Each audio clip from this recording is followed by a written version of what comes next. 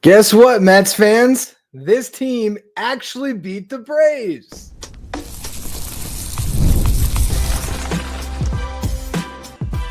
You are Locked On Mets, your daily New York Mets podcast. Part of the Locked On Podcast Network, your team every day.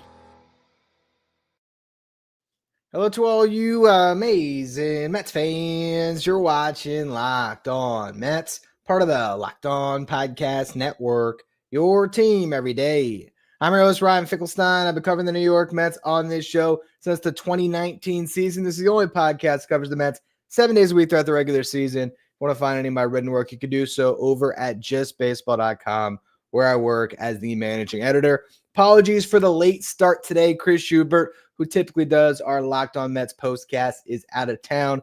So I'll be doing some bonus shows throughout the week. And I just did not quite get myself prepared in time. Not quite used to the immediate reaction post-game show. And I was fired up. I was celebrating because the Mets, they looked like a good baseball team, which we haven't seen much over the past couple of weeks. It was a great game on Wednesday night as this team just finally found a way to get the job done. And really, it all comes down to a big fourth inning for the Mets, that huge rally. But to me, the tone setter in this game was Jeff McNeil. Jeff McNeil in the first inning, robbing that two-run homer off the bat of Marcell Ozuna.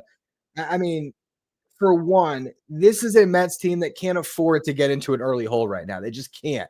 I think mentally, we saw what happened last night, right? As soon as the bullpen has a meltdown, the at-bats just got significantly worse because the team's pressing and it's natural. They've gone through so much of these last couple of weeks. So to get that huge catch, to have that momentum, I think it was bigger, even just to prevent the Braves from continuing to have that momentum.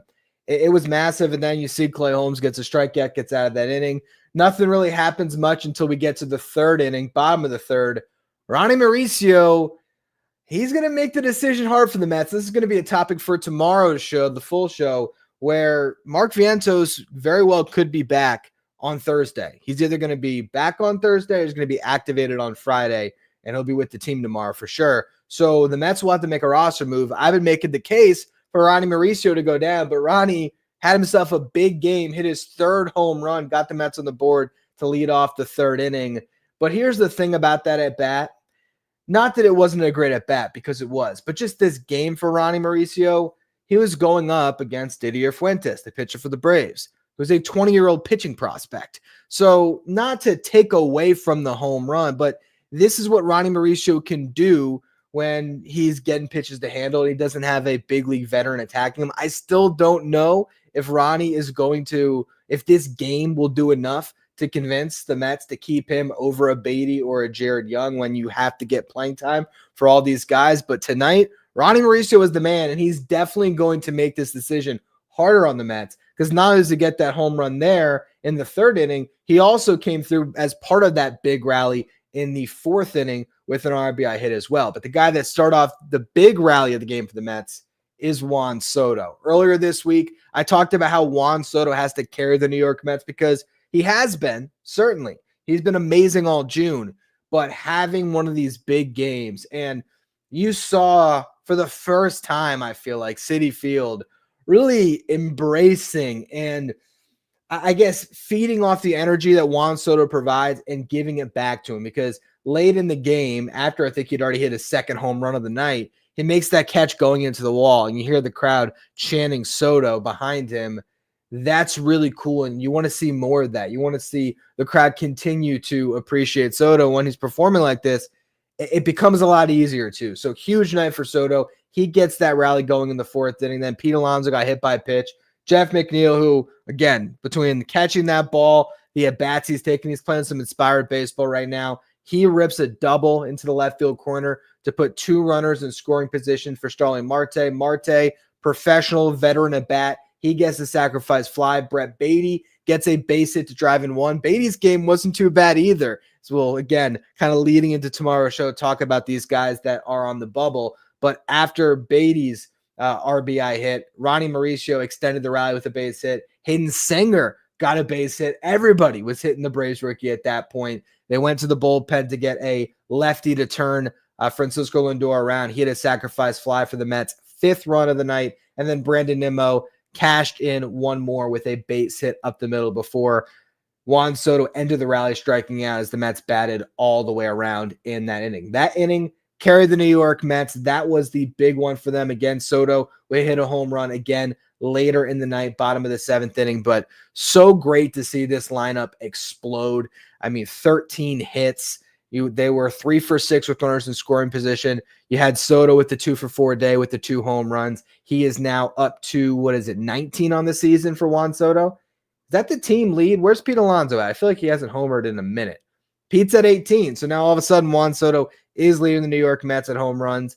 Big game from Jeff McNeil. He went 2 for 4. Brett Baty, 2 for 4. Ronnie Mauricio, 3 for 4. Couple of runs scored, and obviously the RBI on the home run. So again, that's going to be a fun conversation on tomorrow's edition of Locked On Mets, trying to figure out, okay, who exactly are the Mets going to be optioning down when they have to call up Mark Vientos? It's going to be an interesting one, but overall, just a fantastic offensive outburst for this team.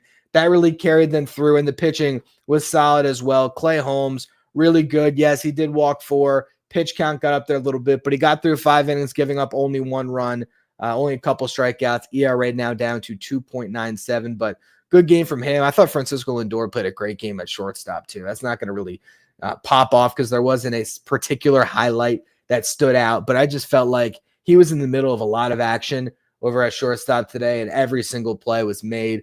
It just felt like the Mets finally playing a clean brand of baseball, and you know what? They're not that far off, right? It's not going to take a ton to get into this race again. I'm not even getting into this race again. They've been in this race the whole time. It's not going to take a ton to get back on top of this division. The Phillies right now are losing 1-0 bottom of the 8th inning. The Astros have completely neutralized their offense. So if the Phillies end up losing this game, the Mets are half a game back, and they're tied in the win column right now. So it can flip that quickly, and I feel like this was a game that hopefully can be a turning point. Granted, we felt like we saw the turning point on Saturday when the Mets were able to get to McAble. It's the same blueprint for these 2 games where the Mets were able to pile on a young rookie pitcher that was making mistakes. This is a veteran Mets lineup, and it's good to see them grinding guys down and able to put up these big innings. You want to see more of that. And I think over the weekend against a Pirates team that is not going to have Paul Skeens to the mound because Skeens pitched today, I think you're going to have more opportunities to see the Mets do that. Part of what's been this losing streak has just been facing so many good pitchers. Last 2 nights, Schwellenbach, Strider, it's not easy to hit against those guys. Those guys make it really tough on you. Today, much easier matchup, and the Mets were able to break out, and hopefully they can sort of ride this momentum. If they win the final game of this series, get that split, all of a sudden you're looking pretty good, and then you can go into Pittsburgh, maybe pick up some more wins, and try to forget about this losing streak that was so miserable. So a lot of fun to see the Mets win the back tonight. I want to talk about the pitching that we saw in this game, how the Mets were able to get through it with their bullpen, and where that puts them for tomorrow. So we'll get to all of that in just a minute here. All right, so let's talk about the pitching in this game. You look at Clay Holmes again, really solid, and then how the Mets managed their bullpen after this was really interesting because you have a tax bullpen. The Mets got 2 stretched out arms for their pen, Brandon Waddell and Jonathan Pintaro, who we talked about on the show this morning. These are guys that can eat up innings for you, and by the time the Mets went to the bullpen, they're sitting on a 6-1 lead. So kind of curious what they were going to do. They go to Waddell, who's now the only lefty in this bullpen after the Mets made a couple of roster moves today, getting rid of both Jose Castillo and Richard Lovelady. We never even really knew yet, Richard. So those 2 guys are gone. Waddell becomes the only lefty in the pen. I think this might be a little bit of an adjustment to how we see the Mets use him moving forward because all of a sudden he might be more of a 1 to 2 inning guy. So you see Waddell gets through the 6th. Jose Budo continues to pitch exceptionally well. He gets them through the 7th, 2 strikeouts. He's now got a 2.59 ERA. The Mets went to Ryan Stanek after that. Stanek pitched a clean inning, struck out 2. And then came the rookie, Jonathan Pintaro, and it was not that pretty. Gave up a couple hits, couple walks, made the game a little bit dicey to the point that Edwin Diaz actually gets in this game to pick up 1 out, and he ends up in a save situation because of the runners on base in a 4-run game. So it definitely got a little bit hairy. I wasn't really too concerned because I figured Diaz would have come on, get the job done. But Pintaro, not the best debut, 29 pitches, 16 for strikes. Don't think he's going to be potentially on the roster for too much longer. They might have to cycle him here. So not a great audition for him. I was very curious how the Mets were going to manage it because I thought there was a chance that they were just going to go right to Pintaro because he had 75 to 80 pitches to give. So you could have tried him out right after Clay Holmes. I think in retrospect, considering how he looked in the ninth inning, Carlos Mendoza did the right thing with a big lead. Didn't matter. This team needs to win a game. And as much as you could say, oh, well, now how are they prepared for tomorrow? And honestly, they aren't prepared too well because Reed Garrett threw back-to-backs before this, so I don't know if Garrett's going to be available. And you sort of go through the Rolodex of other guys. Like, yeah, maybe you have Brazaban available. Edwin Diaz, could he technically go again? He only threw, 4 pitches? Yes. So they're going to have some options, but, you burn Budo potentially. You might have burned Stanek. Who knows? Get a win. The Mets had to get this win. So regardless of how Carlos Mendoza had to put it all together, I'm happy that they didn't go right to Pintaro and try to get cute with it because that could have blown up in their face. And I think if you had asked me at 6-1 what the Mets should have done, I might not have made the right call. I might have said, we'll see what Pintaro has. This guy has been throwing the ball really well in Double-A. Maybe you can steal 9 outs and all of a sudden it really sets you up for the rest of your week. Mendoza did the right thing. This team needed to get a W. And if that 9th inning happened in the 6th inning, could have been a different ball game. So Waddell, at this point, guy that you trust a little bit, considering how much he's already come up and made some appearances this year. He was the right guy to start off with. And then you go to Budo and Stanek, and you just didn't mess around. I think that was the right thing. Now we'll see who's available for tomorrow. I'll probably talk about that a little bit on the full show in the morning, just kind of getting into what the Mets' plan is moving forward with their pitching. But this was a much-needed win. That's the bottom line. The Mets had to get off the schneid. They had to beat this Brave team just to not let them carry that mental edge. I mean, you don't need the Atlanta Braves going throughout their seasons thinking, yeah, we've already won the season series against the Mets. We already have that tiebreaker locked up. We own the Mets. This was a huge just mental victory for this team. They're not going to see the Braves again until, I think, August. So get a win now. Hopefully, when you got Griffin Canning going up against Grant Holmes, not one of their most elite pitchers, although Grant Holmes is actually pretty solid as well. But at least now you have a chance to split this series. Then you're looking at the season series. Yes, you're still going to be down 2 games to 5, but hey, it's better than 7-0 Braves up on you. So huge win for the Mets to just get on the board, get a victory, and we'll see if they can pull off the split. And then, like I said, you go into Pittsburgh, you win a series or you sweep a series, you end up with a winning week out of all of this, and you can stack winning weeks until the All-Star break, and then the Mets will be in a really great spot. But this was a nice win for the Mets to just breathe as a team, I think, and hopefully they can finally build off of this one. And it's not like they're going up against Jesus Luzardo tomorrow the same way they did after they won their last game on Saturday, and then it was right up against another great pitcher who had an awesome start. Yes, Grant Holmes could still absolutely carve the Mets. I'm not going to say, hey, all is fixed for after one night, but a lot is fixed. Okay, this felt like a game that turned the momentum of the Mets season a little bit in the right direction. And if they can win on Thursday, go into Pittsburgh, win another series, I think all the waters will be kind of calmed down a little bit.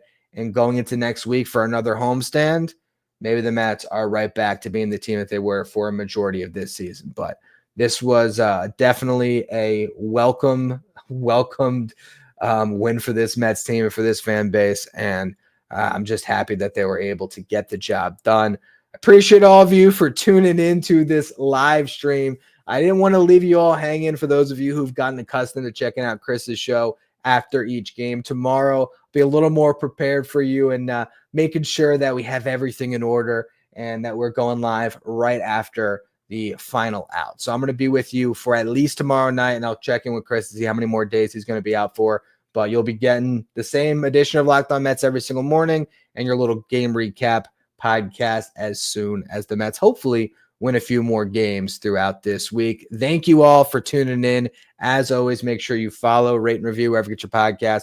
Follow me on social media, Finkelstein Ryan. Follow the show at Locked On Mets. Thank you for making Locked On Mets your first listen, your first watch every day. Now, for your second watch, check out Locked On MLB Game Night. This is the show that's going to take you around all of the action in Major League Baseball with insight from all of our local experts. You can find Locked On MLB Game Night on the Locked On MLB YouTube channel, as well as the Locked On MLB podcast feed.